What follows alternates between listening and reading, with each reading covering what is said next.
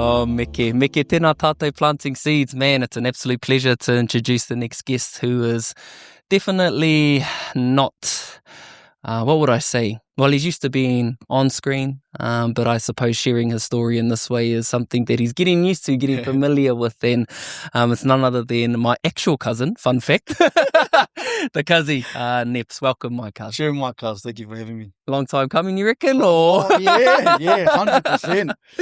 100%, man. Holy Rick. I knew one of these days I was going to get the call up. Thank you for being patient with me, though. Holy, you always kind of just like sussed it out, eh? Yeah. And then you're just like, come on, cuz. I was like, yeah, I think it's time. I think it's time. So we're here, baby. We're here. It's kind of the season because, you know, you're open to try new things.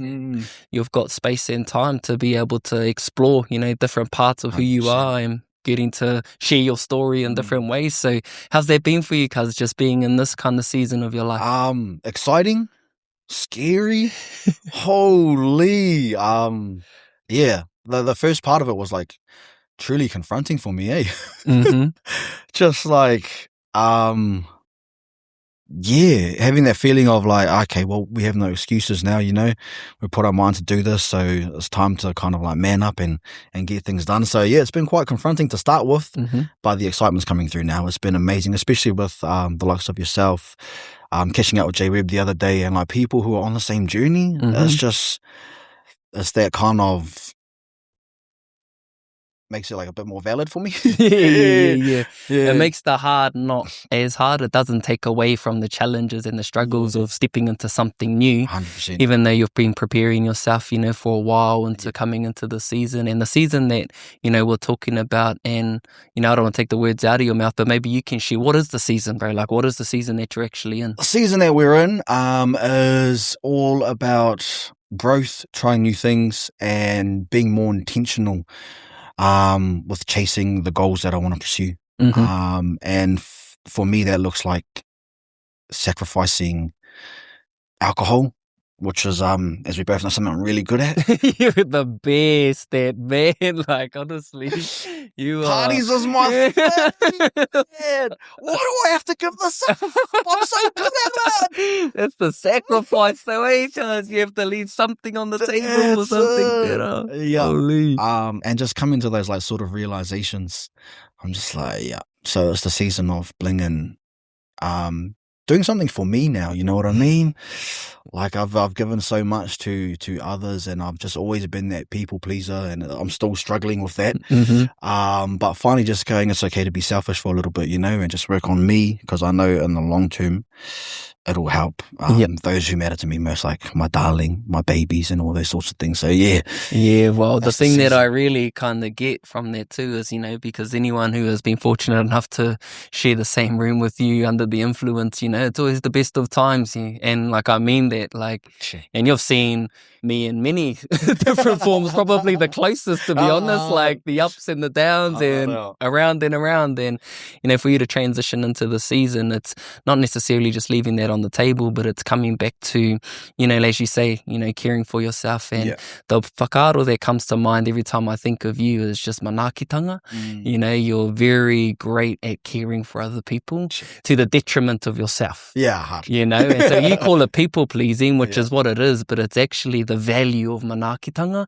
And so when you kind of think of it in that way, so there's people pleasing in that kind of way looking at it, but when you look at it in a Māori way, like that's probably the biggest thing to kind of not separate from, but like what does manaakitanga for Nepia look like? 100%. Yeah, that's a buzzy one. And because I don't know, I struggle with it because I often, like one example being my darling, like she's just so amazing, but I often like leave her or like those close to me because I'm too busy people pleasing and I don't know how to manage it right. Especially like, which is one reason why I wanted to get off the drinks as well, especially in that scene, because I like to bring the vibes or cater to people. I often, because I take, or I have been taking my darling for granted, I kind of like leave the people that matter the most, which is like real crazy to me. And like it's only a realization that I've come to like recently. And yeah, so I guess it's just reverting back to Te Ao Māori, I guess, and figuring what, because I always look at things, I have been lately looking at things through a Pākehā lens. And then just reverting back might be the answer. I'm like, oh, far out. Well, they can coexist, you know, but perhaps, you know, where we can look gives us what we need in that current season. And so, you know, it takes, like, as you say, the confronting aspect of, I guess, opening ourselves up, you know, for change. We have to almost address certain parts of ourselves that makes it like, why? Tell him that it's human nature, baby. Oh, man. 100%. Far out. Yeah, but it's cool to actually build the courage. And what I have been seeing from you is, because you've taken alcohol off the table and you've been a bit more intentional and you have the time to kind of look after yourself, and that's been using the huarahi of well-being. And in that kind of space, you build momentum to then reflect, because you're running and you're reflecting on things, and you now have enough, like the way I look at it is data, which is you've lived enough life to see enough that can help influence what things would look like moving forward. And so talk about that, bro, how your journey of being on the mahi pahi has been a good transition for you as you work in the season of well-being. Yeah, Buzzy, I used to like gym all the time, which was great, and then I hated running. And I used to be that guy that was just like, hey, look at these people up in the morning, far running, thinking they're better than everyone. Then I done it and I was like, we are better than everyone. It's amazing. They were better than me. Yeah, but it's crazy, like the endorphins you get, and how that momentum can just carry a day is ridiculous. Like me and Ara and our whānau and my darling, my girl, it has gone through all of us. We're just big sleepers. We love sleep, and I hate the mornings. But like just getting up and winning that just little part has made a huge change in my life. Just getting up in the morning, winning it, and then I just have this whole day and this momentum to build off. It's been like crazy. So I was like, okay, got a little taste for that, and I was like, why don't we just carry on building that? And it's crazy. Once you have the momentum there, it's hard to stop. You know what I mean? And I feel like alcohol it gives you breaks in that momentum. So then you do the start again. So I'll start again Monday. And I think that's the most tiring thing. Like, I can get to the gym fine. It's just the mentally preparing yourself for another week of like, okay, we got to start back at square one with the like well-being journey, not feeling good, confidence goes down, momentum's off. You know what I mean? So, yeah, in terms of like the well-being journey, it's just, I use it as a way to just build momentum into everything else in my life, and it just feels like all the goodness just spreads everywhere. It's just been amazing. So yeah, I mean, the signs are there, you know what I mean? I just was ignoring them the whole time. It takes a bit of maturity in our journey to actually start to see what was always there, Hard out. I feel yesterday is such a great description of what you were just talking about, bro. You know, like, we woke up early, we went for a run, we caught up with the bro Webby, then, you know, went to mahi, then, you know, all of these opportunities, we were getting things done, and then we had another mean workout, then we had a mean feed, and then, you know, so it kind of like just flowed, and it just felt quite natural, and it was just like far out, you know, it started because of how we started the day. And I feel I resonate with you deeply, just how when momentum is with you, it's really hard to stop. And the main focus for me most days is just momentum. Is that if I can just wake up at a certain time, and then if I can do the next thing, then bro, it started. You know, let momentum be the intention, not the result. You 100%, know, at the end, 100%, because often we view it as that, we're like, oh, we want this. But it just starts with like waking up early and doing this one thing. That's all you need to set your intention to for the first party, and then everything else kind of rolls and you build off that. But yeah, that was me. Oh, for tomorrow I want to like smash all of this out. Just, nah, bro, just peel it back a little bit, strip it down, make it simple, and that way you can maintain it a bit more better. Hard out. That's probably would be the hardest part about this at times, would be the sustainability factor, you know, because there's fatigue as well. And so what do you like with rest, cuz? How does rest look like? I'm bad with the triple sesh. I hate it. I'm not You can't slow me down. fire. I remember the last time we done back day together, fire, I was terrible at pull-ups, and I was like in my head, fire, next time cuz comes, I'm gonna get him. Cuz I just, yeah, should we do some pull-ups, cuz? Yes, See, cuz 8-10 now, not 4. Nah, Rogie. But how good is that though, eh? Because I've been coming up quite frequently and, getting to stay together there. We can have those checkpoints, of like, fuck, what you been up to since then, cuz? Or like, where's the gains in the gym? That's been like mean because I know you've been working, I've been working, and coming together in those periods is like, who's been working harder? Straight out. Hey, it's not a competition, but hey, come on. That's it. Yeah, Mickey. And so, just a bit of a backstory, and, people might, one of the things that people crack up about when they meet me and the cousins is that we are actually cousins. Like my mum and Nepia's papa, brother and sister. Well, my mum was whānau into the Tākuira whānau, and when I was born, when Nepia was born, that's all we ever knew. Yeah, 100%. And so we've got that long line of whakapapa and connection. And so when you think about, your upbringing, cousin, things that we went through perhaps, but also what do you reflect on mostly, in your upbringing, and how has that transferred into you, where you are now? Like a key moment or a key akoranga. The first thing that popped into my head is how amazing Dad was at just showing up, and it's something I want to incorporate a bit more into my life now. Is he would pretty much make it to every tangi, you know what I mean? Like, and he would take us all along and say, we have to do this, get up, sing a waiata, all of those sorts of things. And we used to hate it at the time. Oh, Dad's standing. Really? We gotta do a waiata. And then, like, even if we were just in the area and then there was like a marae that was packed and you could see a tangi was going on, Dad will stop in. Didn't know who was there, but, stop in, make that connection, pay respect, and then we're off, you know what I mean? Just like, he was really good at that. And it's crazy how I have been lately telling myself that I'm too busy to show up for like things, you know what I mean? Or thinking that it's, it'll be all right. Like, I'll see the bro the next time, or like, I've just been making a lot of excuses in terms of showing up lately. So yeah, it's not like the biggest lesson I probably had growing up, but it's just, as soon as you mentioned that was like the first thing my mind went to is just this image of like, we were traveling heaps. We were always on the road, hated it. Wellington to Rotorua, like 5 to 6 hours, you know what I mean? But whatever the time of the morning it was or night, come on, in the car, we're off. Didn't know why.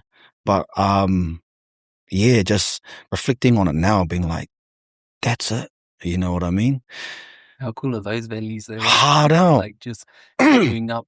And maybe it's just a different, it's a generational thing, I think, too. 100%. It was a lot more, I guess, it was more natural in those kinds of settings. And I think about my mum and papa still to this day, just always going to tangihanga and like their web of connection where we're so wide, and they were real because there was no like social media. That's it, eh? We can check in with that now and just like catch up that way instead of thing. Because Dad was just like, when you go to catch up with someone, like, his thing was always, you don't ask to like, oh, hey, can I come over? You just pick yourself up some biscuits and a coffee. And you take it over and you turn up, and then you catch up with that person over a coffee and stuff, and then you go. It was never like you announced that, oh, is it all good if I come over or anything? Straight up, eh? Because you're giving people an option to say, oh, nah, don't. Nah.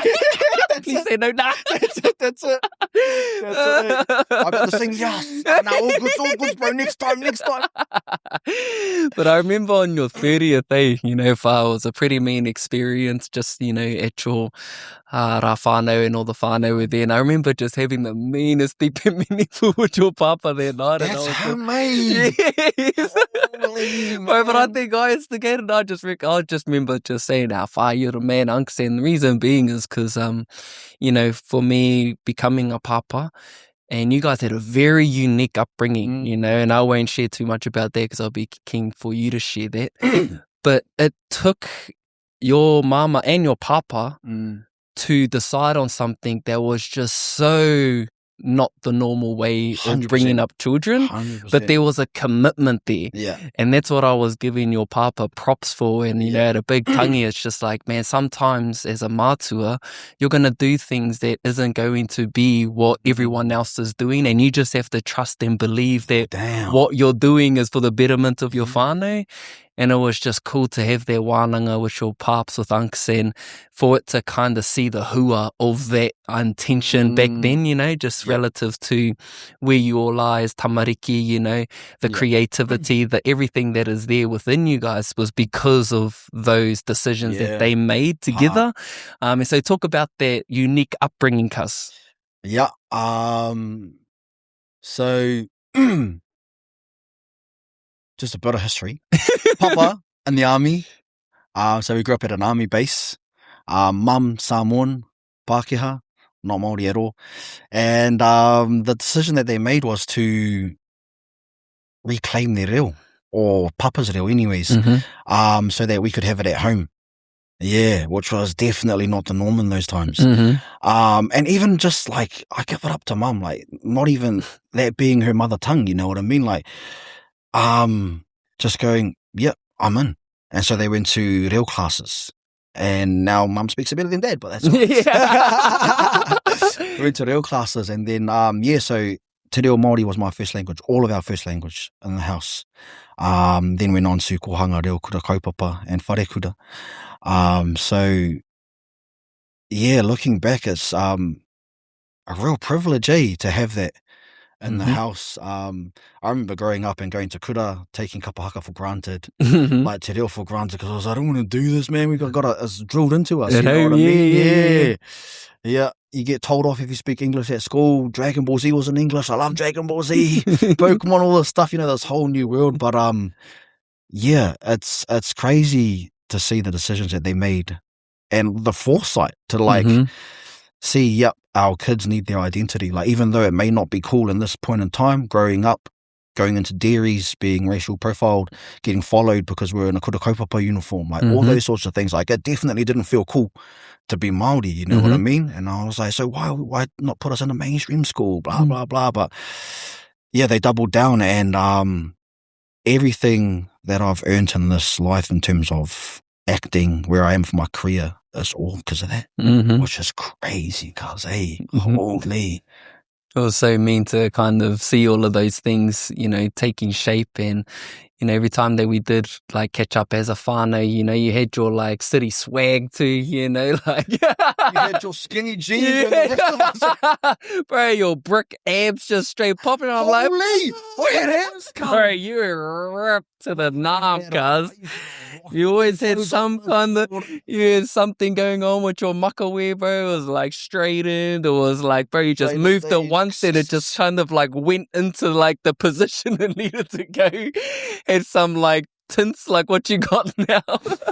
You just had something about you that kind of, you know, was always cool, cuz, you know. And the other part was you fellas never had a TV or anything along those lines, you know. Every time we would come down, you fellas just had an instrument corner, bloody books all over the place. And so, board games and so talk about that, cuz, you know, like not having any TV, or, you know, which shouldn't be a part of everyone's like upbringing really, but that's the norm, you know. And so like talk about that, and how was it challenging, or like what were the things that come up in that kind of household, cuz? Hated it, cuz. I'm being perfectly honest. Like, as I said, I love Dragon Ball Z. Got to kura, all the kids are talking about it. Man. Got home from school, Mum and Dad, I'm going next door to watch Dragon Ball Z. And it's like, thinking back, it's how they didn't give in to that is crazy. Because my darling, if she was just like constantly, Papa, I want this. My darling, you got it. You know what I mean? Like, but the we're fact soft these days, softies, man. But the fact that it was like, nah. But it was the best decision ever. And it's crazy that I'm on TV now, like in the industry. Which is like, actually, how do you not have a TV growing up and then be in the TV industry? Because I missed it that much at TV. You can't take it from me. I'm going to become it. You'll never take it from me now. That's it. But I grew up having a huge love for books. Like, my imagination was crazy. I used to journal heaps when I was little, Yeah, write yeah. poems. Like I was like, because I read so many books, I was just like into that type of work. And was it like more the fantasies, the Harry Potters and all of those kinds of... Jack Reacher in there. Yeah. It was all those types of ones. And then just being like super sporty. Mm-hmm. You know, we had to get out, play sports, had apps. That's why I need to get rid of the TV at home now so I can have apps again. That's the answer. What the hell? It's not the These realizations. Get rid of the TV, play sports. Oh, correct. Yeah, nah. I mean, looking back now, totally grateful for it. Yeah. For the fact that we didn't grow up with a TV and all of that. At the time, gruesome. Yeah. I just wanted to be like my mates and talk about all the newest things and all of that.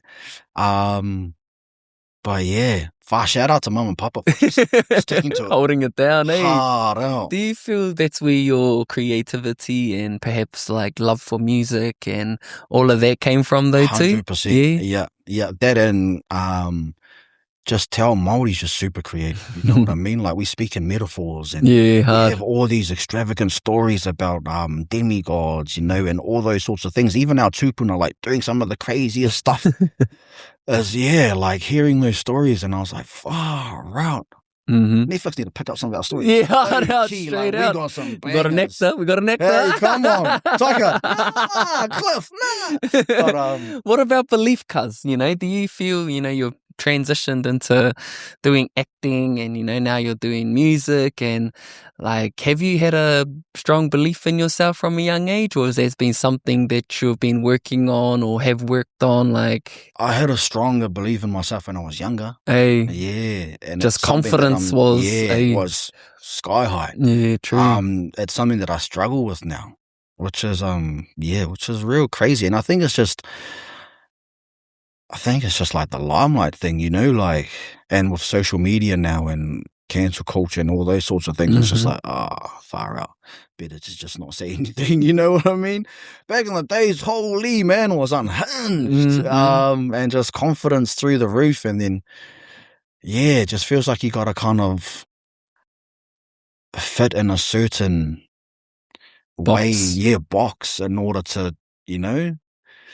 Which is unfortunate that is, like we were talking about it the other night, just how, you know, I don't even really want to give it too much light, but there's a cultural stench when it comes to that way of, I guess, reflecting on ourselves because of what it might mean to other people. You know, how is it going to look to other people, or how are we seen by other people? You know, all of those different things becomes like all of these barriers that we have to kind of go through in our own state of mind that prevents us from either saying what we want to say or being courageous enough to do what we want to do, you know. And so I don't think that's a you or me problem. I think that's just something that is just scattered within culture that might be like even going back to colonization. It might even going back to like societal structures. It might be coming back to these educational kind of systems that we're in, particularly if you're Māori. We're in so many things that aren't Māori, and so we're already conditioned to kind of be put in a box. And so when it comes to like our own individualism,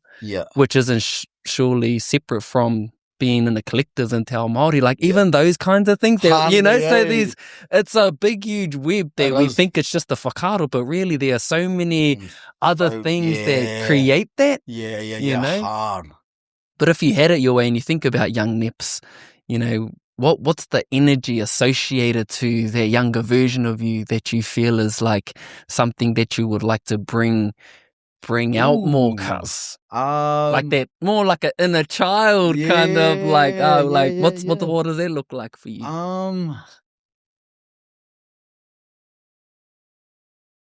The energy was definitely more like playful. Wasn't scared of, just like playful banter, and it came, I feel like when I try playful banter sometimes these days, it comes across as like offensive. And then I'm like, maybe not. Or you just gotta be like, charge it through, cuz. I do. Just double down on it. But when he did double down and was that like thing with it, it doesn't come across as offensive no more. Yeah, It actually just stays within that playful realm. Yeah. But when you like doubt whether it is playful or not, it feels offensive. Yeah. You know So what I you're mean? pulling out as offensive, it's actually what makes it fucking offensive. If I was just like, like that still remains playful and flow with it, yeah. Buzzy. Yeah, so probably just bring that back, that energy, yeah. It's cool to see it in parts, you know, like I think there's a large part of you that is still very much so, like from my perspective anyways, around you a lot, you know, you're very much so playful, you're very much so caring, but there are probably other aspects where in your mind where you can resonate with it a bit more closely, where it can be more expressive in all areas, eh? And I feel like that's what the drinking done. Like, brought that out. That, like, without like thinking about it too much. That's probably why I love doing it so much. You know what I mean? And everyone else is in that mode too, so they can receive it, eh?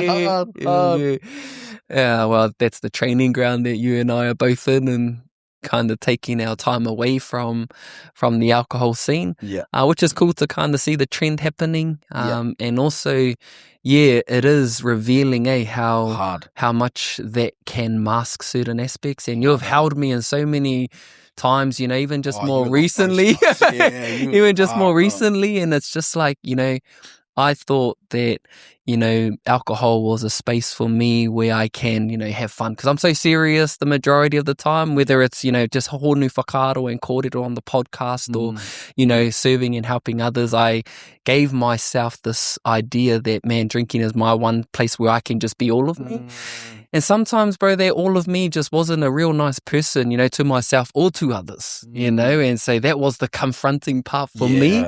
And so, like, I got to stop telling myself or encouraging myself to go into those spaces when really it might not even be safe for me to do so. And so now that I have awareness of that, and, you know, knowing that the journey that I've been on in regards to that and where I am now, the whakaaro that comes to mind is, man, when something's going so good, you know, you don't need to stop that, or you don't need to kind of put yourself in positions where you're going to undo a whole lot of the money that you've been putting in. So it's not coming from a fear base, but it's coming more so from like an encouragement just to keep going forward in many ways, eh? And so the thing that I think would be cool to digress into, bro, is your journey into the TV industry, cuz, you know, like, how did that unfold for you, and what was your first role that you actually jumped into? Far out, 2014. No, it was way earlier than that. Well, we finished in 2009, eh? Or when did you finish Kura? 2010, year after. It might have been, I was like 13, 14. And my love for it came from kapa haka, first and foremost. Performing on stage, getting that buzz and being like, holy. So I thought, why not jump the fence and try theatre? So that was my first introduction into, I guess, the arts. And did they have that at Kura theatre? Nah, did you have to go? I went straight into Wellington's most prominent theatre. As a like serious production. The auditions went out to different kura because they needed like a 13, 14-year-old boy for the role. And then my kaiako, Whaia Venus at the time, was just like, why don't you try this? And I said, yeah, sweet. Thinking nothing of it. Went in audition and they're like, sweet, you got the part. I was like, oh, Buzzy, not knowing anything about theatre. Went in and then it was just serious. And the people that were cast are like big dogs. Big dogs in like the film industry still. Like the person who played my father is this man named Calvin Tuteo. And he was Dr. Ropata, I believe, on Short Street. But he kind of took me under his wing throughout that whole production. And also I was getting paid like money. For a 13, 14-year-old boy, like I was getting blinging like close to, I think it was like 600 a week. No way. Straight up. No wonder you had all the mean gears. No, I just had that. No wonder you had all the slick gears. Some Tims for crumping, some baggy jeans. But and I just I fell in love with theatre because the reactions live, and you get that back, and then you can just feed off that. You know what I mean? So they say they're like you do film for your pocket and you do theatre for your heart, because that's where you get the most from. And then, but the money's not quite as good there, so that's why you jump to film. But yeah, I just remember being on that stage. And I had some like little funny parts in my thing, and then just like hearing the crowd laugh, I was like, "Holy!" Just off this like little reaction, you know. And then like there's this part where I pass away in that, and then like Mum and they were like, "Oh, we cried," and I was just like, "Holy Rick, you can elicit these reactions from people," you know what I mean? So yeah, I just fell in love with the energy on that stage, and I was like, "Okay, I want to do this." Yeah, 13 and 14. Can see the similarities within theatre and haka though. Yeah. Just in how you are performing and but in different ways, you know, you're 100. drawing emotion, you're telling story, but you know, you're 100%. actually acting in certain roles and characters. Yeah. That's cool. And when you see kapa haka, I just had a flashback of like, just when me, you, Kazi, Wirihana and Kazi Blinga, we had that kind of like photo at that 1 year, which was like really, really neat to do that. And then even just doubling into when we started to perform for, you know, adult groups, you know, and we had that photo, you know, at Matatini 1 year. So it's been cool to kind of see the thread of culture and, you know, how we've been expressing, you know, that throughout our whole entire journey. But for you to utilize that within theatre is freaking cool, cuz, yeah, you know. They're so similar, as you're saying, just like the emotions you need to carry. Sometimes like you're doing a waiata māringa about one of the, you know, our tipu no kōrero who has passed away or something like that, and you may not know the person, but you need to pull on those emotions, you know what I mean? You need to pull from somewhere when you sing that song. So it's so similar. And I actually wouldn't mind doing another theatre production. Biola? Yep.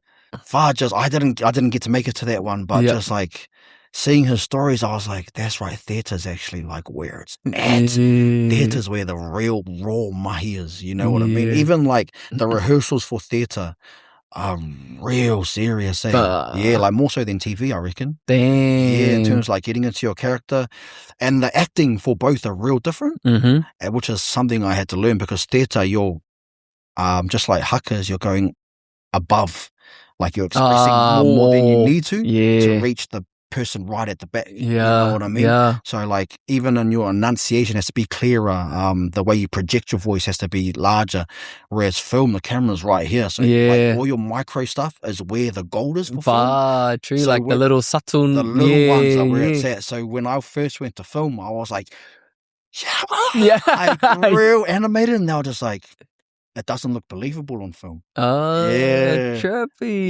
So that's the craft of acting, and the different kind of settings you need to be in. And when was your big break into the film? Was it through Ahikāroa? Was that yes. So talk about that, bro. Like, how did you get that role, and like, was it a good feeling when you got it? It was the best feeling ever. And I was in Aotearoa at the time, working at Tamaki Māori Village. And then I always... Do you know Scotty Cotter? No, I don't. Oh, okay. He's been in the industry for ages. Shortland Street, Dead Ahead. He's directing that season 2 at the moment. But I done a theatre production with him that toured around New Zealand after my thing one in Wellington. And then we done another serious one. So I knew him through that. But he messaged just random, and he goes, they've got this new show coming out. Audition. Here's the script. Do a self-tape, send it to me, and I'll send it to them. So thinking nothing of it. Done it. And then I got an email and saying, hey, we'd like to get you in for a second call-up. So in-person audition. Went to that, heard back, okay, we're doing our final calls for the last, like, I think my top 5 people. And then, heard back later, got the part, and then I was just like, thinking nothing of it, because it was new territory, right? Like, Ahikāroa is the first show for many things, cuz like, true. Yeah, it's like one of the first actual big bilingual dramas, and it's also the first in the world for intimacy coaches as well. Wow. now we have intimacy coaches and like on every film set now just to protect that space. And it started with let's go. Yeah, bro. Because that's interesting from like an audience perspective, you know. I think everyone kind of thinks like those intimacy moments, like how do those even work, bro? Like, you know, like that's the main question every single time. Ridiculous. Yeah. Gee, everyone's like, is it actually happening? Is it actually happening, bro? Like, how do you control the bro down there, you know? That's the main question every single time. Every time, man. Why do we think like that, bro? Like, you know, it's just like, just enjoy the movie, bro. But like, break it down for those who might have that same question, bro. Like, what is an intimacy coach doing there, and like, how are you, and like, what are the uncomfortable things? Is it uncomfortable? Like, there's cameras everywhere, or are you just in your role? First time doing it, season 1 for Ahikāroa. We didn't have intimacy coach. Come in like later, but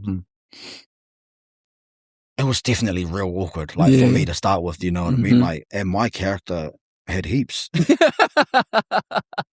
They had heaps of them, bro. Brother, hear me. Yeah, brother. Give it to me, hear me. But yeah, so it's definitely awkward and something you've got to navigate with your scene partner. But the good thing about an intimacy coach now is that all your intimacy scenes are treated like a stunt scene. So everything's broken down to like the finest detail so that no one gets injured. Like with stunt, no one is in harm or feeling unsafe in an intimacy scene. So like the way you break down a punch here, one punch, you duck, you grab. Cool. And it's the same with intimacy. Okay, your hand goes here. Your hand goes here, nowhere else. And then you do these check-ins with your scene partner. So you're like staring face to face, and intimacy coach say, all right, just look at each other. Beautiful. Yeah, beautiful. All right, now, Ranita, you're just going to grab Nepia's hands and just place it on places that you say is fine. You know what I mean? And so like, is this okay? Is this okay? They're like, yep, is this okay? Is this okay? And can you touch here? No. Okay, so that's off limits. So you map everything out. Everything gets mapped out. So you're fully safe. And then when you block the scene out, everything's just broken down. Okay, Nepia, come in.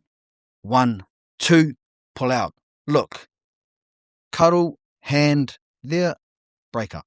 Fuck. So it's like, there's like no room to like feel like it looks like a hot ass scene. Yeah, because you got the music and you got the camera angles. The cuts and the thing looks real like saucy. But when you're actually filming it, it's not. And then you have all these dudes there like, holding the boom pole. Shut up. Shut up. Cameraman like right here, like right in your face. Like it's the least thing from being the sexiest thing, you know what I mean? It's just when we give it to you guys, it looks like that's what you're wanting to create that way. But it's cool how there's an intimacy coach, you know, particularly for that sense of safety, you know, but it's not just a wahine thing, it's a tāne thing 100%. Too, you know, like, and it's cool to know that that's a first that was started, you know, with Ahikāroa that is now recognised worldwide, bro. So what an achievement for the kaupapa. What was that? It's just gone through 7 seasons? Yeah. Which is another first day for a kaupapa like a bilingual drama to go even that far in the season. Any NZ series. Yeah, you know what I mean? True. Like, other than Short and Sweet, which is like a full-time thing, but like any series, hardly goes past 4 seasons. You know what I mean? So, and after 4, we were all like, all right, fine, this is the last time. And then we got another season. All right. And they'll say, oh, this is the last one. So they said this is the last one on season 7, but we'll see what happens. We'll see. Come on, just a bit of a Fast and the Furious cliffhanger. Just the new characters, and then next minute a new story is just like, we on. Great cliffhanger at the end of season 7, so surely someone picks it up. Give us the funding, Tiwi. But in the last season, you also picked up a role at Shorty. And so this was just last year, cuz, and this is the most you've like kind of grinded, and you're putting in a whole lot of mahi during that time. And in that same year, you just blew up on socials with the stomps. And so like, talk about that year in regards to how much you were doing, the opportunities that were coming in, and how you were able to kind of do your best to stay grounded, cuz. Like, that's a loaded question, but like, what comes to mind? Fuck, it was mean. It was mean. I love being busy. Like the question you asked about what do you do for rest before is I don't, you know, really. But it just, it fills that purpose bucket up, like, oh yeah, sweet, we're doing something here that can help put kai on the table, that can help us, do all these things. But yeah, fully unaware of burnout. So what is this? Yeah, what is this? What is this feeling? Being a weak, being a weak little person. But yeah, just finally having to just listen to the body for a bit, because I was working both Shortland Street and Ahikāroa, and I was be at Shorty's all day, and then we have a night shoot in Ahikāroa, and then the next morning I'd be on the first scene at Shortland Street, which is a 7 a.m. call time to be in the makeup chair. And not only that, after I finish Ahikāroa at night, I got to learn my lines for the next day. You know what I mean? So it was actually a handy time. And then the stomps going viral, all those sorts of things. I was just man, this is everything I've asked for. You know what I mean?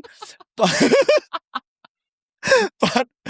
the hardest thing is staying grounded. Yeah, that's what I found was really hard. Not getting caught up in the viralness of it all. Yeah. And one thing I don't do now, which is probably bad, is I don't really check socials anymore. I don't check the comments and stuff. I used to be like, oh, what are they saying? Oh, fuck, there was a hater on this one. Holy Rick, heaps of amazing other comments, but then that one hater comment, I was just stuck on it, eh? Yeah, always be checking my notifications, oh, what's happening? All of that. So just learning to put that aside and just be no, that's not what's important. You know what I mean? Because I started getting real thing about the content I put out. Yeah. Not finding things good enough, or I'd spend ages doing something, get to the editing, watch it 3 times and get over it. And then get over it and don't push the post day. Yeah. I started getting into that mode, and then kind of just have to, and I'm still learning, is just not posting for others. Yeah. You know what I mean? Posting what I want to post for me, and then the right people will engage. And if the views aren't as high, kei te pai. Yeah. And that's one thing I learned with the mahipahi. True. Which is great, starting a whole new page. Yeah. I feel I just post anything on it. You know what I mean? It hasn't been established. Yeah. But also the insights on that page for the month are huge. Yeah. And it's not because I get big numbers on my videos, but it's because I'm posting every day for that month of March where I ran. Yeah. Those numbers accumulate. Yeah. And so your insights are freaking amazing. Which just is from consistency, Consistency. Not big numbers, not one viral post. It's about just posting day in, day out, and then accumulating that. And there's been some crazy people who I look up to that follow that page. Not my main one. Yeah. You know what I mean? That bro that you were showing me, I think it was, that strong ass follow. Yeah. Does the ones over here. Where he, the bar. Oh, yes, and he, yes. And he does all these crazy things where he puts the bar on his shoulder. Yeah. He followed the Mahi page. Fuck, let's go. That's the fitness man right there. You know what I mean? And then check my page, not follow down. But it's me now you're being able to navigate through these different areas, because of, we've talked about so many parts of your story already, but it leads to these kinds of big moments. Yeah. In the big moments, whether it is blowing up on socials or getting the roles and, doing all of this big mahi. And those are the moments, as you say, this is what you would ever want, know, but it comes at a cost again. And 100%. And the thing that I know about you is what keeps you grounded is whānau. And during that time, because you were just so stretched with time, you weren't able to get as much of that grounding through your whānau, which is, talk about that challenge and I guess the thing that comes up for you in regards to that, because it's not always sunshine and rainbows, there are 100%. challenges that come. And so, 100%. Talk a little bit about that, Cuss. Just crazy, the difference between what you show on social media and what's real. Oh, y'all think I'm cracking it? Yeah. I'm so sad and depressed. I'm not doing well, you know what I mean? There's been many of those seasons, and you're right, whānau is what grounds me, my darling is what grounds me, my daughter. And it's just that thing of telling myself, no, just keep grinding. I'm doing this because of them. Yeah. You know what I mean? Which is true, which isn't a lie, but it doesn't help the burnout, or it doesn't help in terms of like longevity. Mm-hmm. Tabi. Longevity, tabi. Yeah. And yeah, it's the grind is I love the grind. I love being in that moment, but just recently, actually, through being sober, through many realizations, through many errors, I've just come to realize that I just have I actually really do have a real yearning to be loved, and like to be in spaces where I feel loved, you know what I mean? And yeah, it's been a buzzy journey, because of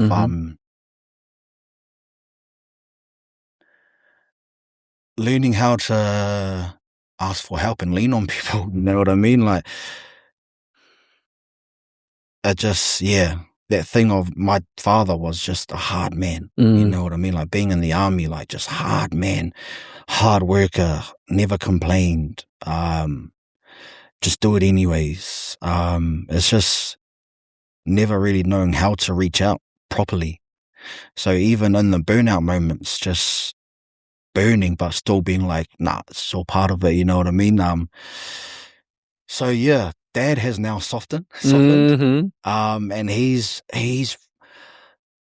amazing, bro. Like, the things that he's realized within himself and effectively done to change has been like so inspiring for me. So it's actually helped me a lot in terms of navigating those sorts of parts. Cause yeah, far out. I used to just fucking go and go and go, and then neglect other people or blame other people for things, let it spill out in other parts of life.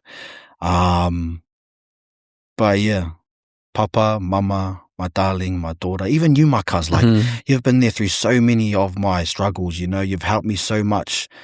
And I always go back to that time where I was like down in the dumps, and I reached out to you that time. And yeah, it's just, thank you, because I don't think I've like properly thanked you, or I have, but not in the position or state that I am in now, where I can fully appreciate what you did for me back then. Like, even back then I didn't really understand what it was, but it was nice to feel that I had you there. But yeah, I don't know where I went with that, but far out. Well, we landed it there, bro. Yeah. And, you know, always. And it's one of those things that I feel is important to recognize, is just the truth in how we can share and express some parts of ourselves, but there are other parts that we feel too vulnerable to let out. Hard out. You know, to be seen or to be heard. Yeah. And it's not like shame related. It's just, I think more so for you, I think it's more burden related. Hard out. I think it's more that than Hard anything out. else, Yeah, you know, because if we think about the other parts as the people pleasing, as the manaakitanga, and so for you, or for us, in terms of what we identify within ourselves, that's who we are, which means we can't be this. Yeah, 100%. We don't give ourselves the space to be all of ourselves. Yeah. You know, and as I kind of receive, you know, the kōrero from you, but I have shared many a times with you, I've been more on the other side of like apologizing. Like apologizing to you because of like states that you've held me in, and you know, like my responsibility of being there. But there's also the thread of just pure gratitude and knowing that we've come up from, you know, actually like playing around together as kids to like still having a strong connection now. And it's beautiful to see, cuz, you know, because we're all affected in some way by hardship and challenges, and in the same sentence we are all striving towards the blessings, whether it's the big moments or whether it's the momentum stuff that we're doing on a daily. And I think it'll be cool to kind of begin to wrap up our conversation with lean on me. you know, because come on now. I feel we're in that space, and, you know, it's literally the song my big boy or nephew requests every single morning. You know, I want to listen to Uncle Neps, Lean on Me, and he's now singing the first few lines of their waiata, which is actually cool because we're not learning it, but he's hearing it that much. And it's aligned to, you know, the kōrero that we're talking about, whether it is just reaching out or whether it is you're not alone, you know, it's like about sharing the load. And so, you know, talk about that waiata, because it's not only meaningful waiata, but it's your first, you know, that you've actually put out there. I've always had a love for music, and I've always wanted to do a song, and I've been around the right people, you know, like hang out with Stan Towers, having Matt and that there who can make a song like in 2 hours. And there have been opportunities where they're like, gee, jump in the booth and do something. And I've been like, nah. Even though I've known that I've always wanted to do something like that. And when Hux passed, I just knew. I was like, that's my call. That's the time. And then, me, Papa, and Joel sang Lean on Me down in Wellington at one of the All Blacks games. And I was just like, the song's actually beautiful. And then it played again in the waka a while after Hux passed. And then I was just like, this is the song.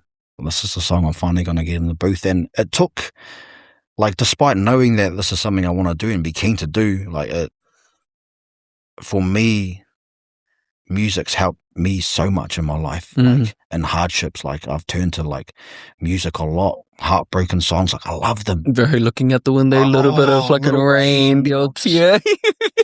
Wow. And like for some reason, like I know it's gonna make me feel even more shit. And I know if I play the song I'm gonna cry, but I want it. I want it. Make me feel it. So yeah, I just knew that if I was to do it, it had to be for something that was, especially the first one, something that means something. And Hux, our bro, is just the frickin' man. You know what I mean? Like, one of the brothers that just always had backs, like no matter the situation. And because the bro could have scrapped, he literally was there. You know, it didn't matter. And like, even like, with pay, he was like, sis, like, you know, if anybody like tries to like ruin your night, like, you let me know. But I was just like, bro, this fellow's just the most safest place ever. But not only that, like, he was just a beautiful human being. You know what I mean? And I have lost people before to suicide. But that one day we were with him the night before. And there was guilt. Like actual guilt of like, should have done more. What if we had stayed up a bit longer? All those sorts of things that play in your mind, you know what I mean? For ages, even after the tangi, all of that. So yeah, part of doing the song was to spread the message of to lean on people when you're in it, but also for people who are doing well to reach out. But it was actually really healing for me. You know what I mean? Like, it wasn't just something that was done for the motu or for all our men who are in the struggle, but it was actually really healing for me to do that waiata, because of the guilt, because of all of that stuff. I just remember the first time singing it in the booth, just bawling my eyes, just being like, what the hell, man? Like, how does this happen? What are the answers? Like, you know what I mean? And even that conversation in itself is like, there's nowhere to land on it because it's just different for everyone, and you just want a solution. But so it was all of those questions, and then being in the booth and just singing it, like, it just felt like everything just went. And then getting to perform it for the first time with Te Wehi. So shout out to the bro for allowing that. That was the moment that I knew, like, this is what needed to be done. And because I was nervous the whole day. I was like, what if things go wrong? What if, you know, all of those thoughts. And then I was standing side of stage with my darling and my daughter. Still a bit nervous. And then Hux came on the big screen. And he just started talking, just hearing his voice. Everything just went. Like, I was just I was like, there was no like question about what I was there to do. Mm-hmm. And just walked out onto that stage and, like, to be honest, smashed it. So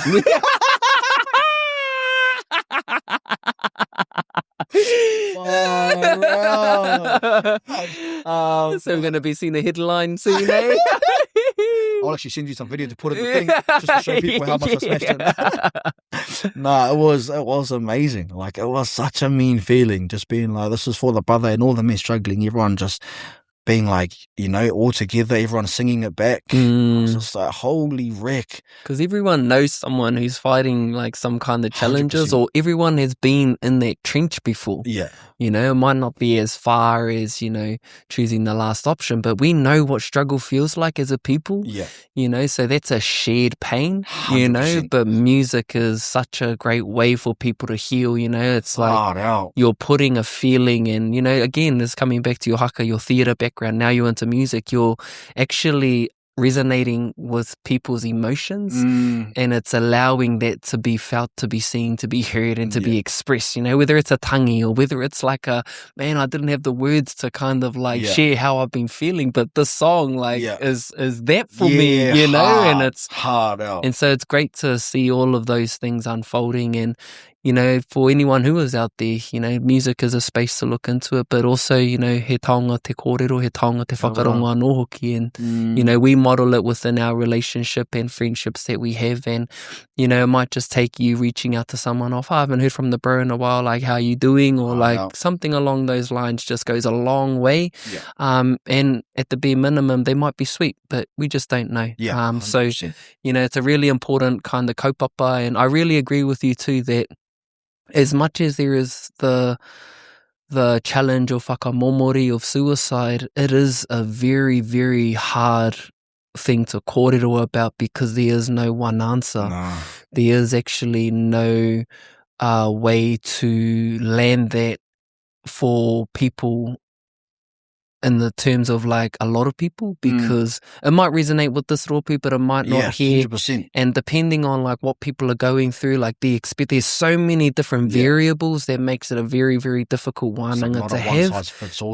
But it needs to continue to be spoken about. 100%. But perhaps it's not really in that, it's in a light that can be more, I don't know how we do that, but bring in more of a positive like spin on it, which is what you're speaking about, the building the momentum. Because that, I feel, is an answer that can like just support those times when it is hard, you know, because you've built the ways of looking after yourself, 100%. which is something that I feel is central.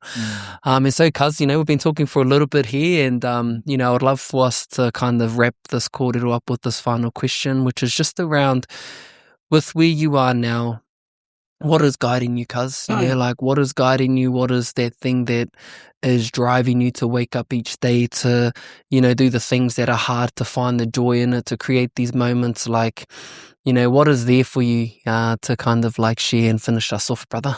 The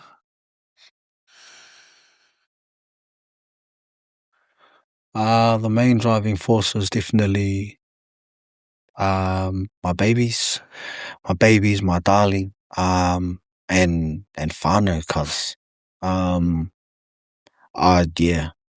I'm so lucky in finding Pei. I'm so lucky in finding her. She's such an amazing partner.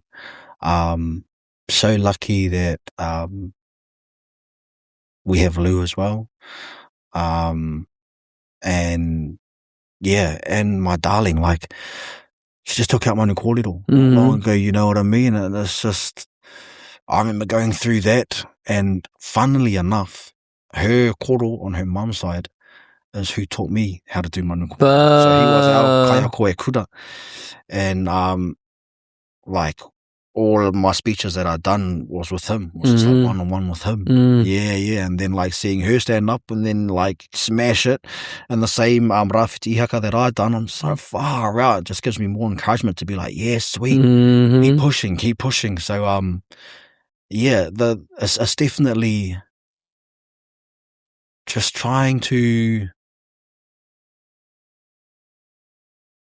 ultimately be a better person for them. To try and be the best dad for my babies, to try and be the best partner for my darling, to